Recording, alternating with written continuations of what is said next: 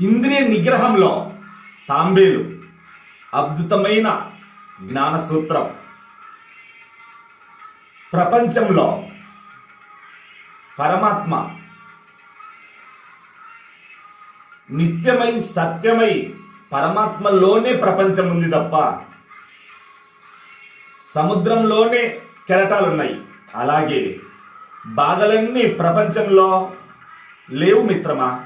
బాధలన్నీ నీ మనసులోనే దాచుకొని దాగుడు మూతలాడుతున్నాయి. ఈ బాధలను జయించాలంటే నీ మనసును కంట్రోల్లో పెట్టాలి. కొత్త కారైనా పెట్రోల్ లేకుంటే ఏ విధంగా పనిచేయదో అలాగే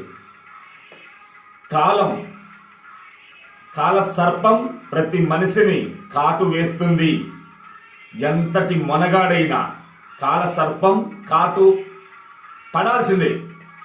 కనుక కాలం తీరే లోపు, కాలం సాక్షాత్ భగవత్ స్వరూపం.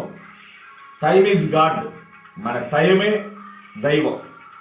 సమయాన్ని సమయస్ఫూర్తితో సన్మానంగా దిద్దుకునేవాడే బ్రహ్మజ్ఞాని.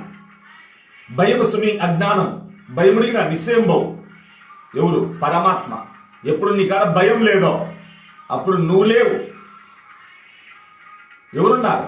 నీ దగ్గర ఉన్న సత్యం ఉనికి స్థిరంగా ఉంది. ఎందుకు? నిశ్చల తత్వమే జీవన్ముక్తి. ఎప్పుడైతే నీలో భయభ్రాంతులు తగ్గినయో అక్కడే పూర్ణ సత్యం నిత్య సాక్షి నిశ్చలమై శోభిస్తున్నాడు.